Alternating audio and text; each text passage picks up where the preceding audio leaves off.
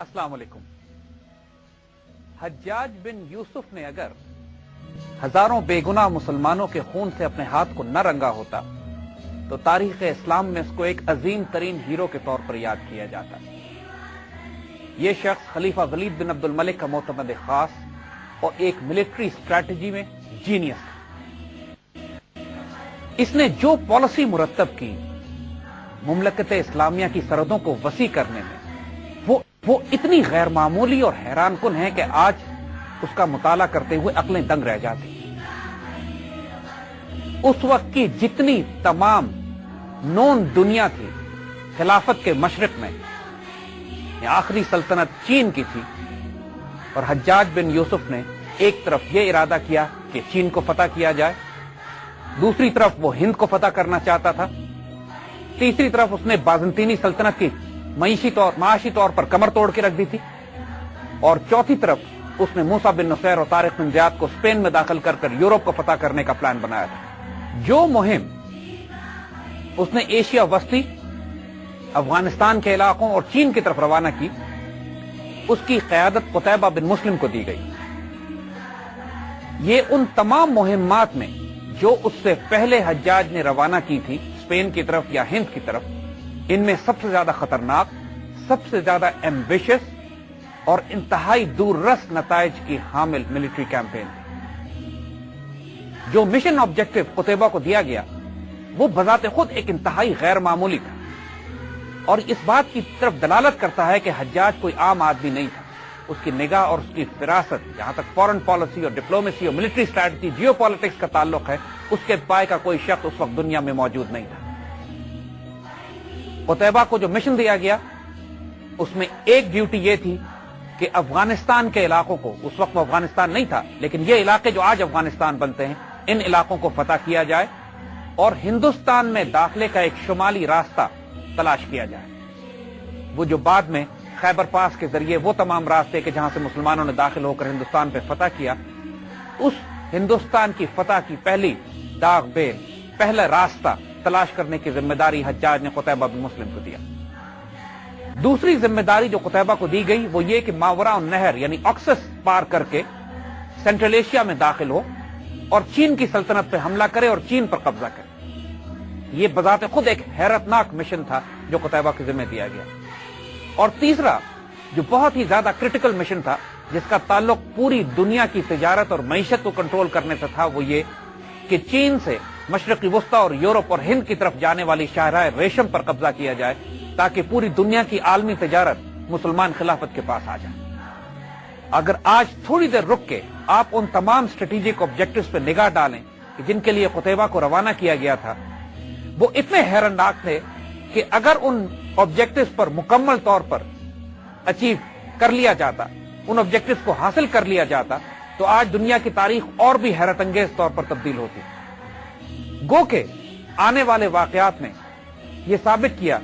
کہ پھر بھی جو مشن قتیبہ کو دیا گیا تھا اور جو ویژن حجاج نے ڈیفائن کیا تھا، اس کو ایک حد تک بھی اچیو کرنے کے باوجود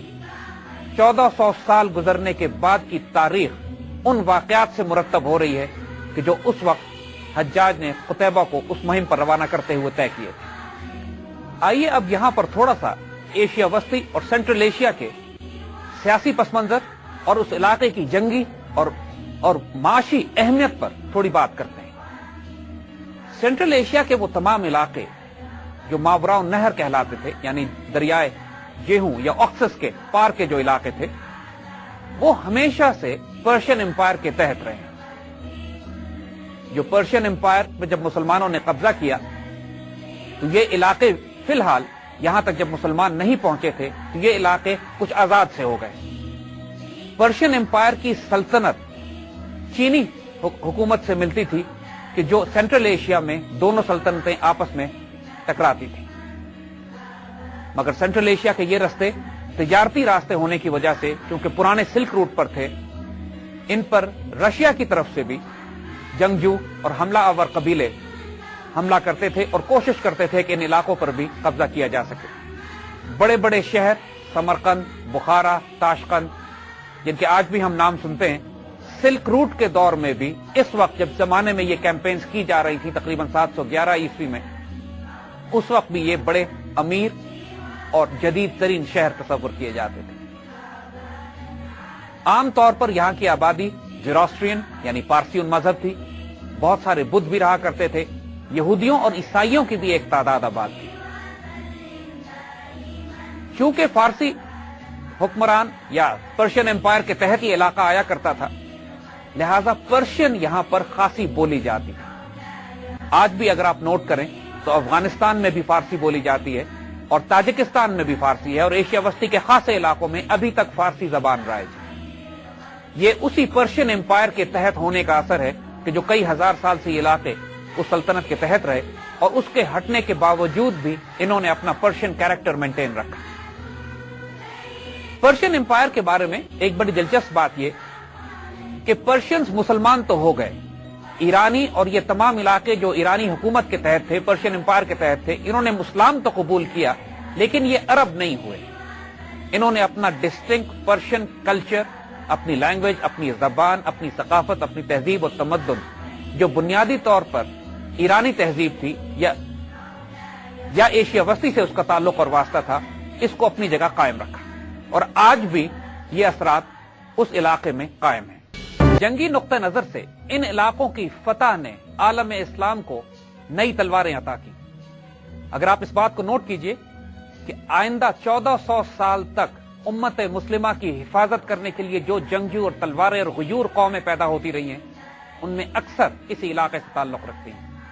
جب عباسی خلافت کمزور ہونا شروع ہوئی چند سو سال کے بعد، تو اس کو اپنی حفاظت کے لیے جن مجاہدین کی ضرورت پڑی وہ یہی ترکستان سے آئے تھے۔ سلجوق بادشاہ الپ ارسلان نے بازنطینیوں کو بدترین شکست دے کر اس پورے علاقے پر قبضہ کر لیا اور براہ راست قسطنطنیہ سے آنکھیں ملا کر سامنے کھڑا ہو گیا۔ یہ اسی شکست کی وجہ سے جو صلیبیوں کو الپ ارسلان کے ہاتھوں نصیب ہوئی تھی، پہلی صلیبی جنگ یعنی فرسٹ کروسیڈ شروع ہوتی ہے۔ اسی طرح سلجوقیوں کے بعد خوارزم شاہ نے تاتاریوں کو روکنے کی کوشش کی، جو بذات خود ایک اور ترک قوم تھی، لیکن امت مسلمہ پر ایک عذاب بن کر نازل ہوئے تھے۔ خوارزم شاہ کے بعد جب عباسی خلافت بالکل ختم ہو گئی، تو اس کے بعد عالم اسلام کے دفاع کرنے کے لیے جو تلواریں آئیں وہ عثمانی ترکوں کی تھی۔ وہ بھی اسی علاقے سے آئے اور انہوں نے اناطولیہ اور آج کے ترکی کے علاقے کو مرکز بنا کر امت مسلمہ کی کئی سو سال تک قیادت بھی کی اور حفاظت بھی کی، اور خلافت پہلی مرتبہ ایک غیر عرب قوم میں منتقل ہوتی ہے کہ جب عباسیوں سے نکل کر خلافت عثمانیہ کو امت مسلمہ کا تاج، قیادت کا تاج پہنایا جاتا ہے۔ یہ اتنی غیر معمولی داستان ہے جو ایشیا وسطی سے نکلتی ہے اور پوری امت مسلمہ کی قیادت اس قوم کو دے دی جاتی ہے کہ جو قتیبہ بن مسلم کی تلوار سے مسلمان ہوئے تھے۔ اسی طرح افغانستان کی طرف اگر ہم آئیں، ہندوستان کے فتح کرنے کے داخلی راستے تمام کے تمام قتیبہ بن مسلم نے کھول دیے تھے۔ پھر یہاں پر وہ بڑی بڑی مسلمان سلطنتیں آباد ہوئیں اور قائم ہوئیں۔ محمود غزنوی جنہوں نے 17 حملے کیے ہندوستان پر اور ہندوستان کو سافن اپ کیا، نرم کیا، تیار کیا ان بڑی انویژنز کے لیے جو بعد میں آنے والی تھی۔ تاریخ کے دھارے تبدیل کر دیے گئے صرف اس ایک جنگی مہم سے جو قتیبہ نے افغانستان اور ایشیا وسطی میں کی۔ اللہ جزا خیر دے اس مجاہد کو کہ جس نے عالم اسلام کی اتنی بڑی خدمت کی کہ جس کی جزا صرف اللہ ہی اس کو دے سکتا ہے۔ عالم اسلام کے بڑے بڑے غازیوں میں قتیبہ بن مسلم کا شمار ہوتا ہے، اور اس کے پیچھے اس کی ذہن، اس کے فکر، اس کی سوچ حجاج بن یوسف کی تھی۔ حجاج بن یوسف کے ہاتھوں بے انتہا ظلم بھی ہوئے، لیکن اللہ تعالیٰ نے اس شخص سے کوئی غیر معمولی کام بھی امت مسلمہ کی فلاح میں لیے۔ اسی دور میں مسلمانوں نے آرمینیا، جارجیا، کیسپین سی اور بلیک سی کے آس پاس کے تمام علاقے بھی فتح کر لیے تھے۔ یہ آخری حدود تھی جس پر ملت اسلامیہ پھیلی۔ اس سے زیادہ بڑی سلطنت اس کے بعد مسلمانوں نے کبھی قائم نہیں کی۔ مسلمانوں کی بڑی خلافت کے اندر چھوٹی چھوٹی ریاستیں بھی قائم ہوتی رہیں، جس طرح غزنوی امپائر ہوئی، سلجوق امپائر سے، لیکن تمام کے تمام خراج خلافت ہی کو ادا کیا کرتے تھے۔ آئندہ آگے آنے والے پروگراموں میں انشاءاللہ ہم ان تمام مسلمان جنرلز اور حکومتوں کے بارے میں بات کریں گے کہ جو اس کے بعد آئیں۔ افغانستان کے وہ علاقے جو ابھی تک مسلمانوں نے فتح نہیں کیے تھے اور ماوراء النہر کا علاقہ، یہاں پر انتہائی جنگجو قبائل آباد تھے۔ جیسے افغانستان کی تاریخ ہم جانتے ہیں کہ یہاں کی مقامی آبادی ہمیشہ سے ہی ایک جنگجو قوم رہی ہے۔ اس زمانے میں بھی اس کے مختلف صوبے ہوا کرتے تھے، مختلف وارلارڈز تھے، مختلف حاکم تھے جو اپنے اپنے صوبے، اپنے اپنے شہر پہ حکومت کیا کرتے تھے اور ابھی تک کسی کے تابع نہیں تھے۔ جب سے پرشین امپائر تباہ ہوئی تھی اس وقت سے ان لوگوں نے اپنی آزاد حکومتیں قائم کر لی۔ سکندر اعظم نے عیسیٰ علیہ السلام سے تقریباً 300 سال پہلے سمرقند، بخارا اور ماوراء النہر اور افغانستان کے علاقوں سے سفر کیا تھا اور ہندوستان میں داخل ہوا تھا، اور اس کو شدید ترین مشکلات کا سامنا کرنا پڑا اور ایک بہت طویل عرصہ لگا سکندر کو ان علاقوں سے گزر کر افغانستان سے ہوتے ہوئے ہندوستان میں داخل ہونے کے لیے، کیونکہ یہاں کے مقامی قبائل نے اس کو شدید جنگوں میں الجھا لیا تھا۔ میسیڈونیا اور گریس کی فوجیں بھی سکندر کے ساتھ جب یہاں سے گزری تو ان کو شدید ترین نقصان اٹھانا پڑا تھا۔ وہ تمام مہمیں جو حجاج بن یوسف نے سندھ کی طرف یا اسپین کی طرف روانہ کی تھی، قتیبہ بن مسلم کی مہم ان تمام میں خطرناک، مشکل ترین اور دشوار گزار تھی اور اس کی کامیابی کے امکانات سب سے کم تھے۔ آئیے اب یہاں پر قتیبہ بن مسلم کے بارے میں بھی تھوڑی سی بات کر لیں۔ قتیبہ بن مسلم حجاج بن یوسف کی طرف سے اپوائنٹ کیے ہوئے خراسان کے گورنر تھے۔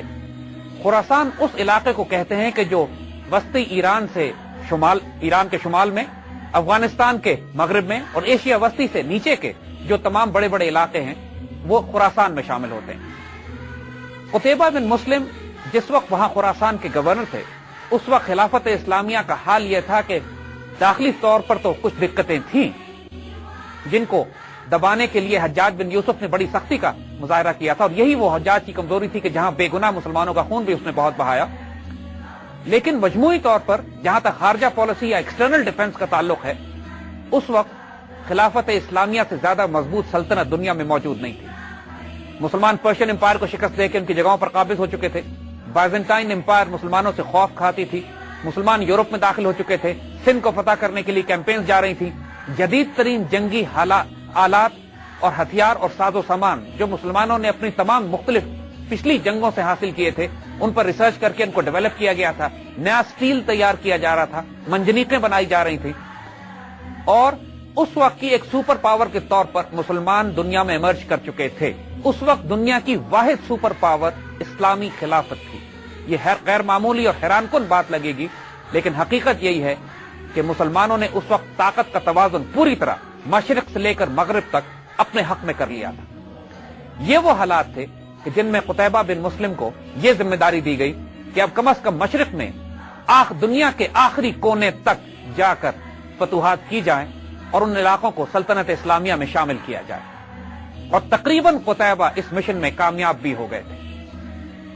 یہ وہ راستے تھے، یہ وہ علاقے تھے کہ جب تقریباً 200-250 سال کے بعد قسطنطنیہ کے راستے جب فیمس مغربی ٹریولر مارکو پولو آتا ہے تو وہ انہی راستوں سے گزر کے خراسان سے ہوتے ہوئے، بدخشان سے ہوتے ہوئے چین جاتا ہے۔ یہ راستے اس وقت مسلمانوں کے پاس آ چکے تھے، لیکن جس وقت کا ہم ذکر کر رہے ہیں 711 عیسوی میں، اس وقت یہ تمام کے تمام آزاد علاقے تھے۔ پرشین امپائر شکست کھا چکی تھی، چینی امپائر کا اس پہ تسلط نہیں تھا، اور یہاں چھوٹی چھوٹی ریاستیں قائم تھی اور بڑے جنگجو قبائل تھے۔ خراسان سے نکل کر پہلے تو ہندوستان کا راستہ کھولنا تھا اور دوسری طرف ایشیا وسطی جانا تھا۔ یہ دونوں ایکسپیڈیشن دو مختلف سمت اور راستوں میں تھی، اور اس میں ایک دقت یہ ہوتی تھی کہ جب قتیبہ بن مسلم آکسس پار کر کے سمرقند اور بخارا اور سینٹرل ایشیا کی طرف پیش قدمی کرتے تھے تو افغانستان کے مغرب میں موجود جوزجان، زابل، کابل، ہرات اور ان تمام علاقوں کے جو کمانڈرز تھے یا حکمران تھے، یہ مسلمانوں کی صفوں میں مصیبت کھڑی کر دیا کرتے تھے۔ لہذا بار بار قتیبہ کو کبھی دریائے آمو پار کرنا پڑا اور کبھی واپس آنا پڑا۔ کبھی افغانستان پہ حملے کر کے یہاں کے قبائل کو سرنگو کرتے تھے، پھر واپس پلٹ کر دوبارہ آکسس پار کر کے وہاں کی فتوحات کا سلسلہ جاری رکھتے تھے۔ دو ایکسس کے اوپر بہت ہی خونخوار علاقوں میں خونریز جنگوں کے ساتھ قتیبہ نے اپنی ان مہموں کا آغاز کیا۔ آج کی اگر جنگی حکمت عملی کے لحاظ سے دیکھا جائے تو آپ تھوڑا سا اندازہ کیجئے کہ جب سکندر اعظم افغانستان کو فتح نہیں کر سکا، جب آج کے جدید دور میں سوویت آرمی اپنی 5 لاکھ کی فوج کے ساتھ افغانستان پر قبضہ نہیں کر سکی، اور آج امریکن آرمی اپنی تمام تر جدید ٹیکنالوجی کے ساتھ ذلیل و خوار ہو رہی ہے افغانستان میں، ان تمام حالات میں قتیبہ بن مسلم کی یہ مہم کہ افغانستان کو تلوار کے زور پر سر کرنا ہے کوئی غیر معمولی معجزے سے کم نہیں ہے، اور جدید اور قدیم تاریخ میں یہ ایک واحد واقعہ ہے کہ جب افغانستان کو تلوار کے زور پر سر کیا گیا ہے اور افغانیوں نے یا اس زمانے کے ان قبائل نے جو افغانستان کے علاقے میں بسا کرتے تھے انہوں نے اطاعت بھی قبول کی اور اسلام بھی قبول کیا، اور پھر وہ راستہ یہاں سے کھل گیا کہ جو خیبر کے راستے مسلمانوں کو ہندوستان میں داخلے کی جگہ ملی۔ ایک اور بات جو جاننے والی ضروری ہے یہاں پر وہ یہ کہ آکسس کے پرلی طرف چین کے مغربی علاقوں سے لے کر جو کہ آج ایسٹرن ترکستان کہلاتا ہے وہاں سے ترکمانستان تک یہ سارا علاقہ جس کو آج آپ ازبکستان، تاجکستان، قازقستان، ترکمانستان کے ناموں سے اور تاتارستان کے ناموں سے یاد کرتے ہیں، اس زمانے میں یہ سارا علاقہ کے رہنے والے لوگوں کو ترک کہا جاتا تھا، یہ ترکمانستان کہلاتے تھے، یہ سب ترک لوگ تھے، چاہے ان کی قومیں مختلف ہوں، کچھ فارسی بولتے تھے، کچھ ترکی زبان بولا کرتے تھے، یہ بہت ہی جنگجو اور خونخوار قبائل تھے جو ان علاقوں میں آباد تھے۔ بعد میں آنے والی نسلوں نے انہی قوموں میں سے چنگیز خان اور ہلاکو خان کو بھی پیدا کیا۔ اسی سے آپ اندازہ کیجئے کہ یہ کتنی جنگجو قومیں تھیں جو یہاں پر آباد تھیں کہ جن کو فتح کرنے کی ذمہ داری قتیبہ کو دی گئی۔ ایک دفعہ بخارا کی مہم میں ایک ایسا حیرت انگیز واقعہ بھی پیش آیا جو اس سے پہلے کبھی بھی ملت اسلامیہ کو اپنی کسی جنگ میں پیش نہیں آیا تھا۔ قتیبہ کی تمام فوج، کئی ہزار کا لشکر جو بخارا کے محاصرے پہ تھا، اس لشکر کو بذات خود پیچھے سے دوسرے جنگجو قبائل نے محاصرہ کر لیا، اور حالت یہ ہو گئی کہ 2 مہینے تک قتیبہ کا کوئی قاصد بھی اس محاصرے کو توڑ کر حجاج بن یوسف کی طرف نہ جا سکا، اور پوری مسلمان دنیا کا رابطہ مسلمان فوج سے کٹ گیا۔ 2 مہینے تک جب کوئی اطلاع خلافت اسلامیہ میں اپنی پوری فوج کی نہیں پہنچی تو یہ اندیشہ ہونے لگا کہ شاید ایک فرد اس کیمپین میں ہلاک کر دیا گیا۔ مسلمان ملت میں مسجدوں میں دعائیں کرائی جاتی تھیں کہ کسی طرح کوئی اطلاع مل جائے کہ قتیبہ کی فوج کہاں پہ ہے یا کوئی شخص اس میں سے نکل کر آئے۔ یہ غیر معمولی اور حیرت انگیز صورتحال کو 2 ماہ تک جاری رہی۔ بالآخر ایک جگہ سے محاصرہ توڑا گیا اور قاصد نکل کر باہر پہنچے، اور اس کے بعد حجاج کو اطلاع ہوئی کہ قتیبہ ابھی تک زندہ ہیں اور فوج نے بخارا کا محاصرہ کیا ہوا ہے۔ قتیبہ نے فوج کو واپس بلا لیا، اور اس کے بعد حجاج بن یوسف نے براہ راست اس جنگ کی کمان بھی اپنے ہاتھ میں لی۔ قتیبہ سے کہا کہ مجھے پورے علاقے کا نقشہ بنا کے بھیجو، اور جب قتیبہ نے نقشہ بنا کے بھیجا تو پھر حجاج نے بصرہ میں بیٹھ کر، عراق سے بیٹھ کر وہ جنگی حکمت عملی مرتب کی کہ جس کے نتیجے میں سمرقند، بخارا اور ان تمام علاقوں کو فتح کیا جا سکا۔ یہ بذات خود ایک اور مثال ہے حجاج کے ایک ملٹری جینیس ہونے کی۔ ایک طرف وہ محمد بن قاسم کی کیمپین کو سندھ میں کنٹرول کر رہا تھا، اور دوسری طرف قتیبہ بن مسلم کی اس مہم کو ایشیا وسطی میں بھی عراق بیٹھ کے کنٹرول کیا جا رہا تھا۔ کیونکہ یہ علاقے پہلے پرشین امپائر کے کنٹرول میں تھے، تو جب پرشین امپائر ختم ہوئی اور یزدگرد بادشاہ کو فرار ہونا پڑا، اس کے خاندان کے بہت سارے افراد ایسے تھے جنہوں نے چینی شہنشاہ کے پاس پناہ لی تھی جا کے، اور پرشین امپائر کے ٹوٹنے کی وجہ سے چینی بھی اس سارے علاقے پر اب اپنا حق جتانے لگے تھے۔ جب قتیبہ بن مسلم ماوراء النہر کی طرف بڑھتے ہیں اس سے پہلے ان کو افغانستان کے تمام صوبوں کو فتح کرنا پڑتا ہے۔ وہ تمام نام جو آج آپ سنتے ہیں، کابل، تالاقان، تخار، ہرات، جوزجان، فاریاب، زابل، یہ تمام وہ علاقے ہیں جن کو آگے جانے سے پہلے تاکہ ان کی پشت محفوظ ہو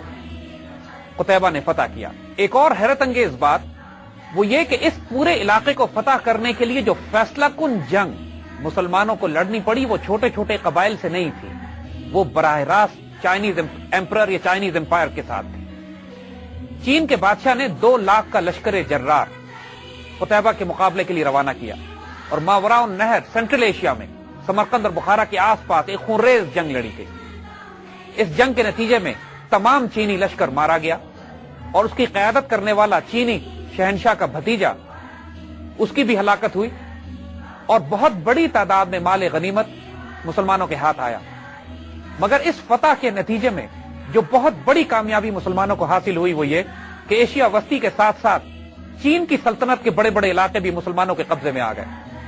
آج جو ایسٹرن ترکستان میں کاشغر کا علاقہ ہے جہاں مسلمان آباد ہیں، کاشغر قتیبہ بن مسلم کی فوجوں نے فتح کیا تھا،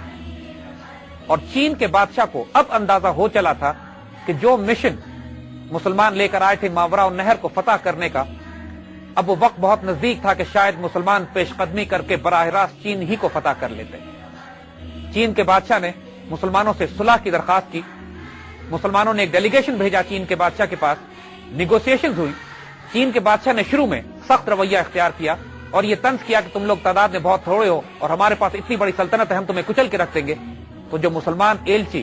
चीन के दरबार में गए थे, उन्होंने इससे कहा कि तुम उस सल्तनत को थोड़ा कैसे कह सकते हो, छोटा कैसे कह सकते हो, जिसका एक सिरा चीन में हो और दूसरा सिरा दमिश्क में और तीसरा अफ्रीका के मगरब में। चीन का बादशाह रोब में आ गया और उसने मुसलमानों से मुआहदा कर लिया और एक बहुत भारी खिराज मुसलमानों को अदा किया गया। ये आखिरी हद थी जहां तक मुसलमान चीन में दाखिल हो सके, और जो इलाके उस वक्त फतह किए गए थे आज भी वो चीन के मुसलमान इलाके तस्वर किए जाते हैं। ये वो हालात थे कि जब जिसमें हज्जाज बिन यूसुफ का इंतकाल हो गया और कुतैबा बिन मुस्लिम को अपनी ये मुहिम यही रोकनी पड़ी। इससे पहले समरकंद, बुखारा और वो तमाम बड़े बड़े शहर जो सिल्क रूट पर कायम थे, वो तमाम मुसलमानों के हाथ में आ चुके थे। इस मुहिम के इख्तिताम पर जो स्ट्रेटेजिक ऑब्जेक्टिव तयन किए गए थे, अफगानिस्तान आजाद कराया जा चुका था, मावरा और नहर के तमाम इलाके कब्जा किए जा चुके थे, सिल्क रूट पर कब्जा किया जा चुका था, चीन के अंदर मुसलमान पेशकदमी करके काश्मीर के इलाके को फतह कर चुके थे। ये 2-3 साल के अरसे में इस कदर गैर मामूली जंगी कामयाबी है कि पूरी दुनिया की जंगी तारीख में ऐसे वाकयात की मिसालें कुरून उला के बाद नहीं मिलती। इन तमाम इलाकों की फतह के बावजूद चीन के साथ मुसलमानों का रवैया हॉस्टाइल ही रहा था और बिलाखिर उमैयद खिलाफत के खत्म होने के बाद तकरीबन 750 ईस्वी में जब अब्बासी खिलाफत कायम हो गई थी, तो फिर मुसलमानों को इस इलाके में चीन के साथ एक फैसला कुन जंग लड़नी पड़ी। उस जंग ने हतमी तौर पर सरहदें तय कर दी खिलाफत इस्लामिया की और चीन की, जो कि आज तक सेंट्रल एशिया और चीन के दरमियान कायम है। आगे इंशाअल्लाह बात करेंगे। आज ये तमाम इलाके जो सेंट्रल एशिया के, आज भी इनमें इन इलाकों के लिए आइंदा बात करेंगे से शुरू करते हैं।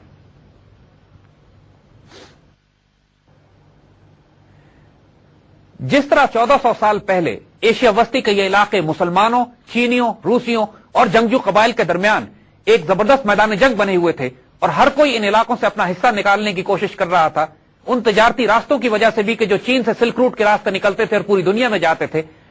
अगर अब ये गैर मामूली बात लगती है कि आज भी ये इलाके बड़ी बड़ी ताकतों के लिए इंतहाई कशिश का बाइस हैं। रूस, अमेरिका, चीन, पाकिस्तान, इंडिया, ये तमाम ममालिक सेंट्रल एशिया में रसाई हासिल करने की कोशिश कर रहे हैं। उस जमाने के तजारती रास्तों की तरह आज भी ये इलाके तेल के खजानों से मालामाल हैं।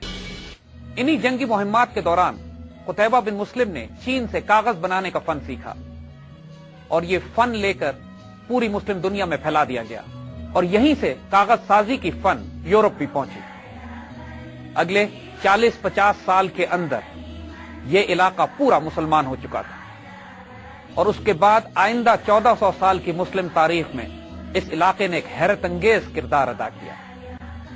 इस इलाकों से मुस्लिम दुनिया को गैर मामूली ज़हीन साइंसदान, उलमा, जनरल और ऐसे कमाल के वजूद मिले कि जिन्होंने आलम इस्लाम में 4 चांद लगा दिए। बू अली सीना, फराबी, बिरूनी इसी इलाके से थे। इमाम बुखारी का ताल्लुक बुखारा से था। हजरत इब्राहिम बिन अदम जो बल्ख के बादशाह हुआ करते थे, उन्होंने बल्ख की बादशाह छोड़ के फकर का रास्ता इख्तियार किया, वो भी इसी इलाके के थे। इस इलाके से मुसलमानों को वो तलवारें मिली कि जिन्होंने आइंदा आने वाली नस्लों में उम्मत मुस्लिमा के मुहाफिजीन का किरदार अदा किया। यही वो तुर्क कौम थी जो आगे जाके बड़ी बड़ी डायनेस्टीज जिसने बनाई, जो पहले सुल्जूक, ख्वारज़म शाह और उसके बाद उस्मानी तुर्कों की शक्ल में हमारे सामने आते हैं। इसी तरह अफगानिस्तान के वो तमाम इलाके जिनको कुतैबा ने फतह किया था, वहां से मुजाहिदीन की एक खेप निकलती है कि जो हिंदुस्तान को मुसलमानों के लिए खोल देती है। महमूद गजनबी, गौरी तुगलक, वो तमाम मुजाहिदीन कि जो हिंदुस्तान की मुगलों के आने से पहले हिंदुस्तान का रास्ता हमवार कर रहे थे और सलातीन दिल्ली के नाम से मशहूर हुए, वो भी अफगानिस्तान के उन इलाकों से थे, कोई गजनी से, कोई गौर से, कि वो तमाम इलाके जिनको कुतैबा ने फतह किया था। मुगल जो बाद में आए वो बजाते खुद उज़्बेकिस्तान की फरगाना वैली से निकले थे और इन्हीं तुर्कों की औलाद थे कि जिन्होंने इस शाख पर आकर हिंदुस्तान में इस्लामी सल्तनत का कयाम रखा। खिलाफत उमैयद के खत्म होने के बाद खिलाफत अब्बासिया कई सौ साल तक मुसलमानों का मरकज बनी रही। उमैयद खिलाफत का मरकज दमिश्क में था, अब्बासी खिलाफत का मरकज बगदाद में। دمشق میں ہونے کی وجہ سے امیت خلافت پر عرب رنگ بہت زیادہ غالب تھا، اور اسی لیے اس پورے علاقے کو جب امیت دور میں فتح کیا گیا تو یہاں پر عربی ایک مروج زبان کے طور پر جاری کی گئی۔ لیکن امیت خلافت کے ختم ہوتے ہی جب عباسی خلافت بغداد کی طرف موو کی تو اس پر پرشین امپائر کا بہت غالب رنگ تھا، اور نتیجہ یہ ہوا کہ ایک دفعہ پھر یہ سارے علاقے فارسی زبان اور فارسی تہذیب کے تحت میں آ گئے، اور وہ تمام ترک علاقے جو مسلمان ہونا شروع ہوئے ماوراء النہر پہ، ان پر بھی بہت زیادہ فارسی رنگ غالب تھا۔ ایسٹرن ترکستان سے لے کر آج کی ترکی تک جو تہذیب مرتب ہوئی، جو بڑی بڑی مسلمان سلطنتیں اس کے بعد بنائی گئیں، مغل بھی جو یہاں پہنچے ہیں ہندوستان میں تو فارسی زبان بولا کرتے تھے، افغانستان میں بھی فارسی یہیں سے آئی، تاجکستان اور وہ سینٹرل ایشیا کے تمام علاقوں میں جہاں ترکک زبان قائم رہی تو وہاں کی تہذیب فارسی ضرور ہو گئی۔ اسلام کے خوبصورت گلدستے میں یہ ایک بہت خوبصورت پھول کا اضافہ تھا۔ سینٹرل ایشیا کی تہذیب نے پوری دنیا میں جو مقام حاصل کیا، سمرقند اور بخارا کا مقام قرطبہ، بغداد، شام اور اسی طرح کے بڑے بڑے اسلامی سلطنت کے شہروں کے ساتھ کیا جانے لگا۔ ان علاقوں میں اسلام پھیلنے کی وجہ سے سینٹرل ایشیا کے مغربی حصوں میں بھی اسلام نے تیزی سے پیش قدمی کرنا شروع کی۔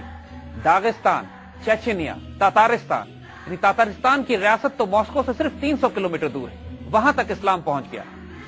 اسلام کی اس سے زیادہ وسعت اس سے پہلے کبھی نہیں ہوئی تھی